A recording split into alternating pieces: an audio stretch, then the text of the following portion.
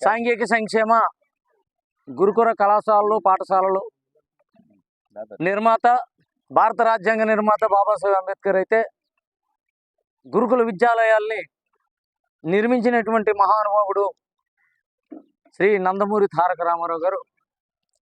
మీరు చూస్తున్నారు YVN news. మా న్యూస్ మీకు నచ్చితే లైక్ చేయండి, షేర్ చేయండి, సబ్స్క్రైబ్ అవ్వడం మాత్రం మర్చిపోవద్దు. బడుగు బలహీన వర్గాలకు చెందిన విద్యార్థులకు ఉచిత విద్య, ఉచిత వసతి కల్పించి కార్పొరేట్ స్థాయి విద్యా సంస్థలకు ధీటుగా పోటీపడి ప్రతి ఒక్క విద్యార్థిని విద్యావంతునిగా, మేధావిగా, క్రీడాకారులుగా, డాక్టర్లుగా, ఇంజనీర్లుగా, లాయర్లుగా, రాజకీయ నాయకులుగా వారి వారి తెలివితేటలను బట్టి వారికి ఉచితంగా కోచింగ్ చెప్పించి ఉచిత లైబ్రరీ వ్యవస్థను ఏర్పాటు చేసి అన్ని విధాలుగా వారిని పై స్థాయికి పంపించాలనే ఉద్దేశంతో ఆనాటి ఉమ్మడి ఆంధ్రప్రదేశ్ ముఖ్యమంత్రి వర్యులు స్వర్గీయ శ్రీ నందమూరి తారక రామారావు గారు రాష్ట్ర బడ్జెట్లో కోట్లాది రూపాయలు ఖర్చు చేసి పెద్ద పెద్ద భవంతులు నిర్మించి సాంఘిక సంక్షేమ గురుకుల పాఠశాలలను నిర్మించడం జరిగింది. గురుకుల పాఠశాలలను స్థాపించడమే కాకుండా ఉన్నతమైన చదువులు చదివిన విద్యావంతులను ఉపాధ్యాయులుగా నియమించి వారిని అదే స్కూలు ప్రాంగణంలో నివాసం ఉండేటట్లు ఉపాధ్యాయులకు కూడా నివాసాలు ఏర్పాటు చేసి ఉపాధ్యాయులకు కూడా మౌలిక వసతులు కల్పించడం జరిగింది. ఈ క్రమంలో భాగంగానే ఉమ్మడి విశాఖపట్నం జిల్లా గొలుగొండ మండలం జోగుంపేటలో 1988వ సంవత్సరంలో సాంఘిక సంక్షేమ బాలుర గురుకుల పాఠశాల నిర్మించడం జరిగింది. ప్రిన్సిపాల్గా ఆర్వి ప్రసాదరావు, చిన్న తెలుగు మాస్టర్గా కొప్పుల శ్రీరామమూర్తి, పెద్ద తెలుగు మాస్టర్గా రామానుజనాయుడు, లెక్కల మాస్టర్గా కొప్పుల గణేశపాత్రుడు రామూర్తి, సోషల్ మాస్టర్గా ఎం బాబురావు, సైన్స్ మాస్టర్గా సిరాజుద్దీన్, హిందీ మాస్టర్గా డిజి మాధవరావు, గ్రంథాలయ మాస్టర్గా అర్జునరెడ్డి, ఇంగ్లీష్ మాస్టర్గా ఎస్ లక్ష్మణరావు, ఫిజికల్ సైన్స్ మాస్టర్గా భాస్కర్ రెడ్డి, క్రాఫ్ట్ టీచర్గా కృష్ణమూర్తి, స్పోర్ట్స్ పిఈటి టీచర్గా వై రమణారావు. ఈ ఉపాధ్యాయులందరూ కూడా కష్టపడి స్కూల్లో స్ట్రెంత్ లేనప్పుడు ఈ చుట్టుపక్కల ఉన్న గ్రామాలు తిరిగి గురుకులం యొక్క ప్రాముఖ్యత విద్యార్థులకు, విద్యార్థుల తల్లిదండ్రులకు వివరించి వారిని అందరినీ కూడా తీసుకువచ్చి సాంఘిక సంక్షేమ బాలుర గురుకుల పాఠశాలలో జాయిన్ చేసి స్కూల్ యొక్క స్ట్రెంత్ను పెంచడం జరిగింది. ఈ గురుకులంలో గురువులందరూ కూడా అహరాత్రులు కష్టపడి విద్యార్థులను చదువుల్లోనూ, క్రీడల్లోనూ కార్పొరేట్ విద్యా సంస్థల కంటే మెరుగ్గా తర్ఫీదునిస్తూ ఉన్నతమైన శిఖరాలకు చేర్చారు. గొలుగొండలో చదివిన ఏ వ్యక్తి చేతిరాత చూసినా సరే ఆణిముత్యాల్లా ప్రింటర్ కంటే చక్కగా కూడా ఉంటాయి. ఏ ఆఫీస్ కన్నా సరే గొలుగొండలో చదివిన విద్యార్థి చేతే అప్లికేషన్ రాయిస్తారంటే చాలా అతిశక్తిమైనది. గొలుగొండ గురుకులంలో చదివిన ఏ వ్యక్తి అయినా చేతిరాత చూస్తే ఆణిముత్యాల ప్రింటర్ కంటే మిన్నగా అద్భుతంగా ఉంటుంది. దీనికి అంతటికీ కారణం చిన్న తెలుగు మాస్టర్గా పనిచేసిన కొప్పుల శ్రీరామూర్తి గారి పుణ్యం. అప్పటి పద్యాలు ఇప్పటికీ కూడా గుర్తు ఉన్నాయంటే కారణం పెద్ద తెలుగు మాస్టరు రామానుజనాయుడు గారు కృషి. సైన్స్లో బొమ్మలు గీయాలంటే సిరాజుద్దీన్ సార్ తర్వాతే, లెక్కలు నేర్చుకోవాలంటే రామూర్తి సార్ దగ్గరే, అలాగే గణేశపాత్రుడి గారి దగ్గర కూడా. భారత రాజకీయ వ్యవస్థపై ఇప్పటికీ కూడా అవగాహన ఉన్నదంటే ఆనాడు సోషల్ మాస్టర్ బాబురావు గారి పుణ్యం. హిందీ మాట్లాడాలంటే డిజి మాధవరావు గారు తర్వాతే.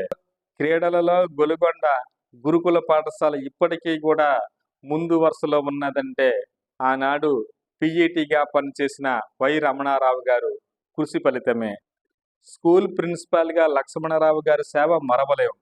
ఇలా ప్రతి ఒక్కరూ కష్టపడి విద్యార్థులను తమ పిల్లలుగా భావించి చదువులు చెప్పిన గురువు గారికి పూర్వ విద్యార్థులు ఎంతో రుణపడి ఉన్నారు. అలా 2000వ సంవత్సరం వరకు చదివినటువంటి విద్యార్థులు, ఆ కాలంలో చదివినటువంటి విద్యార్థులందరూ కూడా ఎక్కువ శాతం ఉద్యోగాలను రకరకాల రాజకీయంగా ఆర్థికంగా, ఉద్యోగపరంగా రకరకాల దాంట్లో స్థిరపడ్డారు. కానీ 2000వ సంవత్సరం తర్వాత ఈ స్కూల్ని మనం ఒకసారి పరిశీలించినట్లయితే 2000వ సంవత్సరానికి ముందు, 2000వ సంవత్సరం తర్వాత, 2000వ సంవత్సరం ముందు కంటే 2000వ సంవత్సరం తర్వాత ఆ గ్రాఫ్ గణనీయంగా కిందకి పడిపోయింది. దీనిపై ఆనాటి చదివిన పూర్వ విద్యార్థులు వారి మాటల్లోనే మీరు ఒకసారి వినండి. అనేది అందించకపోతే ఈరోజు పోటీ ప్రపంచంలో, ఈరోజు డిజిటల్ ప్రపంచంలో మరి యొక్క విద్యార్థులందరూ కూడా వెనకబడిన వర్గాల నుంచి వచ్చినటువంటి దళిత, గిరిజన, బహుజన విద్యార్థులందరూ కూడా మరి ఏ విధమైనటువంటి అభివృద్ధిని సాధిస్తారు అలాగని చెప్పేసి మనం ఆశించవచ్చు. ఈరోజు డాక్టర్ ఆర్ఎస్ ప్రవీణ్ కుమార్ గారు సెక్రటరీగా ఉన్నప్పుడు ఇచ్చినటువంటి భవనాలు తప్పితే కొత్తగా అక్కడ భవనాలు కూడా ఏర్పాటు చేసినటువంటి పరిస్థితి లేదు. నాడు నేడు అనేటువంటి స్కీమ్ ద్వారా కొంత అలంకరణలు అయితే బాగానే ఉన్నాయి, కానీ బిల్డింగ్స్ అనేవి చాలా చోట్ల బిల్డింగ్స్ లేవు, క్వాలిటీ బాత్రూమ్స్, క్వాలిటీ మెయింటెనెన్స్ లేదు. ఎవరైతే ఆ బాత్రూములు ఇవన్నీ కూడా క్లీన్ చేసే స్టాఫ్ ఎవరైతే ఉన్నారో వారికి కూడా మరి సరైన జీతాలు లేక వాళ్ళు కూడా ధర్నాలు చేస్తున్నటువంటి పరిస్థితి. ఏమంటే ఈ రాష్ట్ర ప్రభుత్వంలో లేదంటే ఏ ప్రభుత్వం అయినా సరే ప్రథమ ప్రాధాన్యతగా ఎవరైతే సాంఘిక సంక్షేమ గురుకులాలు ఇప్పుడు నేడు డాక్టర్ బిఆర్ అంబేద్కర్ గురుకులాలు ఉన్నాయో వీరి యొక్క పరిస్థితిని బాగా అంచనా వేసి బాగా వాళ్ళకి తర్ఫీదు ఇచ్చి కార్పొరేట్ స్థాయి విద్యను అక్కడ అందించి మంచి సౌకర్యాలు అందించి మరి ముందుకు తీసుకువెళ్ళాలి. నేనైతే గొలుగొండలో చదివాను. ఆ రోజుల్లో ఆ స్కూల్లో చదవాలంటేనే చాలా మంచి అంటే ఘోరమైన వాతావరణం ఉండేది. కానీ అక్కడ ఉన్న టీచర్స్ మమ్మల్ని అందరినీ ఒక సొంత పిల్లల్లాగా చూసి అన్ని రకాలుగా అంటే మా బాధల్లో కానీ కష్టాల్లో కానీ అన్ని రకాలుగా మమ్మల్ని ప్రతి ఒక్క విషయంలో సహకరిస్తూ ఆ భోజన విషయంలో కూడా ఏదైనా ఏ సమస్య వచ్చినా వాళ్ళ దృష్టి తీసుకెళ్ళినప్పుడు మాకు అన్ని విషయాల్లో సానుకూలమైన సమస్యలు సహకరిస్తూ అన్ని విషయాల్లో మేలు చేశారు.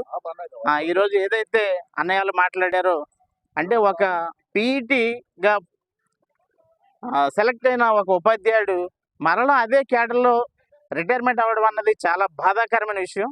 ఎందుకంటే నేను కూడా ఆర్టీసీలో కండక్టర్గా చేస్తున్నాను. ఈరోజు కండక్టర్గా సెలెక్ట్ అయిన నేను తదుపరి ఏడీసీగా, తర్వాత ఇంకా టెస్టులు రాసుకుని సిఏగా, డిఎంగా ఇంకా వేరు ర్యాంకులకు వెళ్ళొచ్చు. ఇలా ఉన్న ఈ పరిస్థితులు ఆ గురుకులాల్లో పనిచేస్తున్న టీచర్స్కి ఎందుకు అమలు కాలేదని ఈ విధంగా నేను ఒకసారి ప్రభుత్వానికి నేను విన్నవిస్తున్నాను. ఒకసారి దయతో మీరు ఈ విషయాన్ని పెద్ద మనసు చేసుకొని ఒక్కసారి ఈ విషయం మీరు అవసరమైతే కమిటీ చేసి ఇక్కడ జరుగుతున్నది ఏంటి అసలు అనే విషయాన్ని మీరు ఒకసారి దృష్టించాలని కోరుతున్నాను.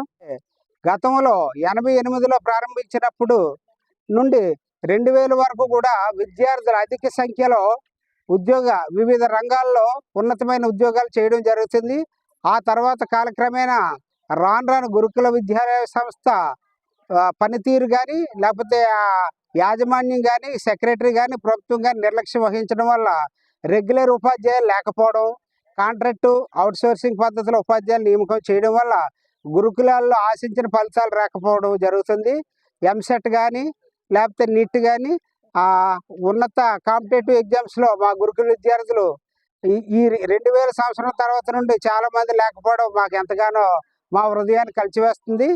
భావితరాలకి 1988లో గౌరవ ముఖ్యమంత్రి స్వర్గీయ నందమూరి తారక రామారావు గారు తాడిత, పీడిత, బడుగు, బలహీన వర్గాలను సమాజంలోని అత్యున్నత శిఖరాలకు తీసుకెళ్ళి వారి అభివృద్ధికి తోడ్పడాలనే ఒక మంచి ఉద్దేశంతో ఈ పాఠశాలలు నిర్మించడం జరిగింది. కోట్ల విలువైన రూపాయలు ఖర్చు పెట్టి పెద్ద పెద్ద బిల్డింగులు అవన్నీ కట్టించినప్పటికీ కూడా కనీసం మెయింటెనెన్స్కి, కనీస వసతులకి ప్రజెంట్ పాఠశాలలో ఎటువంటి అవకాశాలు కూడా లేవు. పిల్లలకు భోజనం కూడా కాంట్రాక్ట్కి ఇస్తున్నారు. ఆ పిల్లలకి ఇచ్చే పౌష్టికాహారం అరటిపళ్ళు కానీ, గుడ్లు కానీ, ఎవ్రీథింగ్ అన్నీ కూడా కాంట్రాక్ట్ పద్ధతిలో వెళ్ళడం వల్ల నాణ్యమైన క్వాలిటీ లేకపోవడం జరుగుతుంది. గురుకుల విద్యార్థులకు సరైన పౌష్టికాహారం లేదు. సరైన కాంపిటేటివ్ ఎగ్జామ్స్కి ప్రిపేర్ చేయడానికి ఒక స్కూల్ ఉన్నదంటే 20 మంది ఉపాధ్యాయులు ఉంటే అందులో ఒకరు లేదు ఇద్దరే రెగ్యులర్ ఉపాధ్యాయులు ఉంటున్నారు. మిగతా వాళ్ళంతా కాంట్రాక్ట్ ఉండడం వల్ల బాధ్యత అనేది కొరవడింది. గురుకుల విద్యాలయం తాలూకు ముఖ్య ఉద్దేశం ఏంటంటే పిల్లల దగ్గరే ఉపాధ్యాయులు కూడా ఉండి తమ సొంత పిల్లలుగా భావించి ఆ పిల్లలను ఆ ఉన్నత శిఖరాలకి తీసుకెళ్లాలనేది గవర్నమెంట్ ఉద్దేశం. కానీ ఇప్పుడు జరుగుతున్న పద్ధతి ఏంటంటే ఒక ప్రిన్సిపాల్ వార్డెన్ తప్పించి మిగతా వాళ్ళంతా కూడా అప్ అండ్ డౌన్లో ఉండడం వల్ల పిల్లల జీవితాలు కూడా అప్ అండ్ డౌన్ అయిపోతున్నాయి అనేసి ఈ విషయాన్ని మేము గౌరవ కార్యదర్శి సునీల్ రాజ్ కుమార్ గారి దృష్టికి కూడా తీసుకెళ్ళడం జరుగుతూ ఉంది. కాకపోతే ఈ గురుకులాల్లో ఇన్ని సమస్యలు ఉన్నప్పటికీ కూడా బయటికి రాకుండా చాలా మంది దుష్ట శక్తులు అడ్డుకుంటున్నారు. నిజంగా గురుకుల పాఠశాలలో 1:100 ఎప్పుడు కూడా రిజల్ట్ ఉండేది. ఈ రోజు ఆ పరిస్థితి లేదు. 100 మంది పరీక్ష రాస్తే 50 మంది 60 మంది కూడా పాస్ అవ్వడం కష్టంగా ఉంది. ఆ పాస్ అయిన వాళ్ళు కూడా ఆఫ్టర్ 10th ఇంటర్మీడియట్ తర్వాత ఎటువంటి ఉద్యోగాలకి నోచుకోలేదు. ఎందుకంటే సరైన పునాదులు లేవు. దయచేసి పెద్దలు, పూజ్యులు, గౌరవనీయులు, మేధావులు, ఎలక్ట్రానిక్ మీడియా, ప్రింట్ మీడియా వీళ్ళందరూ కూడా ఈ గురుకుల విద్యార్థులు ఎదుర్కొంటున్న సమస్యలను రాష్ట్ర, జిల్లా ప్రభుత్వాల దృష్టికి తీసుకెళ్ళి మాకు ఈ గురుకుల విద్యాలయాల్లో పర్మనెంట్ ఉపాధ్యాయులు నియామకాలు చేపట్టి ఉన్నత విద్యకు అవరోధించడానికి కాంపిటేటివ్ ఎగ్జామ్స్ పరీక్షలు నిర్వహించడానికి ఎంసెట్, నీటు ఈ విధంగా కొన్ని విభాగాలుగా తయారు చేసి మమ్మలను ఇక్కడితో విడిచిపెట్టుకుంటా ఉన్నత శిఖరాలకు తీసుకెళ్ళాలి. అలాగే ఇంకా గతంలో పనిచేసిన ఉపాధ్యాయులు రిటైర్మెంట్ అయినప్పటికీ కూడా వారిలో శక్తి సామర్థ్యాలు ఉన్నాయి. వారి తాలూకా విల్లింగ్ని తీసుకొని ఒక రోడ్ మోడల్గా వాళ్ళ తాలూకా ఆశయాలు, పిల్లలకి ఏ విధంగా చదువు చెప్పాలి, పిల్లలు ఏ విధంగా తర్ఫీదు ఇవ్వాలి, పిల్లల్ని ఏ విధంగా తీసుకెళ్తే వాళ్ళు సమాజంలో రాణిస్తారు, బయట ఉన్న చైతన్య నారాయణ స్కూళ్ళ కంటే ధీటుగా వెళ్ళాలంటే పూర్వం 88లో నుండి పనిచేసిన ఉపాధ్యాయులు ఉన్నారు. ఇప్పటికీ కూడా సజీవంగా రిటైర్మెంట్ అయినప్పటికీ కూడా వారి సేవలన్నీ కూడా వినియోగించుకోవాలనేసి మా గురుకుల పూర్వ విద్యార్థుల తాలూకు డిమాండు. మేమే కాదు, మా పిల్లలు, మా భావితరాలు కూడా ఈ గురుకుల విద్యాలయాలని సజీవంగా ఉంచి సమాజంలోని ఈ పెరుగుతున్న పోటీలోని మా గురుకుల విద్యార్థులు కూడా ఉండి ముందుకు అభివృద్ధి చెందాలనేది మా ఉద్దేశం. మా గురుకుల పూర్వ విద్యార్థుల తరఫున మా సీనియర్ గురుకుల విద్యార్థి డాక్టర్ పడవల చక్రవర్తి గారు, స్వేరో రాష్ట్ర నాయకుడు మురుకురు చిట్టి గారు కూడా ప్రతి పాఠశాల కూడా తిరిగి పిల్లల్లో చైతన్యం తీసుకురావడంలో ఎంతో ముందు ఉన్నారు. ఒక్క ఇద్దరు ముగ్గురే కాదు, ప్రతి ఒక్క పూర్వ గురుకుల విద్యార్థి కూడా ఏ రంగంలో సెటిల్ అయినప్పటికీ కూడా మనం చదువుకున్న పాఠశాలలకు జీవం పోయాలంటే, అవి సజీవంగా ఉండాలంటే మనం అందరం కూడా మన వంతు బాధ్యత తీసుకొని కనీసం నెలలో 1-2 రోజులైనా సరే మన పాఠశాల ఉన్నతి కోసం సెలవు రోజుల్లో మనం అందరం పాటుపడాలి. మీ దగ్గరలో ఉన్న పాఠశాలకు వెళ్ళి విద్యార్థులకు అవేర్నెస్ కల్పించాలి. వారిలోని మార్పు తీసుకురావడానికి మనం ఏ విధంగా వాళ్ళని గైడ్ చేయాలనేది, వాళ్ళకి మోటివేషన్ క్లాసులు లాంటివి కూడా తీసుకోవాలి పిల్లలకి. అట్ సేమ్ టైం ముఖ్యంగా మన పూర్వ గురుకుల టీచర్స్ రిటైర్మెంట్ అయిన వాళ్ళందరి సర్వీసులు కూడా మనం వినియోగించుకుంటే నిజంగా మన గురుకుల విద్యార్థులు మన ఉన్న టాలెంట్ ఏంటంటే ఎస్సీ, ఎస్టీ, బీసీ మైనార్టీలకి ప్రజెంట్ ఉన్న నారాయణ చైతన్య విద్యార్థుల కంటే మన విద్యార్థులకి సరైన శిక్షణ, సరైన తోడ్పాటు, సరైన తర్ఫీదు ఇచ్చినట్లయితే కోఆపరేటివ్ విద్యా సంస్థల కంటే మన గురుకుల విద్యార్థులు ముందు ఉండి ఈ సమాజంలో అభివృద్ధి చెంది సమాజాన్ని ముందుకు నడిపించడానికి తోడ్పడతారని ఈ సందర్భంగా తెలియజేసుకుంటూ రాష్ట్ర ప్రభుత్వానికి మా రిక్వెస్ట్, మా విన్నపం, దయచేసి ఈ గురుకుల విద్యాలయాల మీద ఒక కమిటీ వేసి ఉపాధ్యాయులు నియామకం, విద్యార్థుల చదువులు 2000 తర్వాత ఎంతమంది రిలీవ్ అయ్యారు, ఎంతమంది ఏ డిపార్ట్మెంట్లో పనిచేస్తారని రీసెర్చ్ చేయండి. కనీసం గణనీయంగా తగ్గిపోయింది గురుకుల విద్యార్థుల తాలూకా ఉపాధి. దయచేసి ఇవన్నీ దృష్టిలో పెట్టుకొని మీరు మా పూర్వ గురుకుల ఉపాధ్యాయుల సేవలు వినియోగించుకోవాలని కోరుతూ మీ అందరి ద్వారా సెలవు తీసుకుంటున్నాం. నమస్కారం.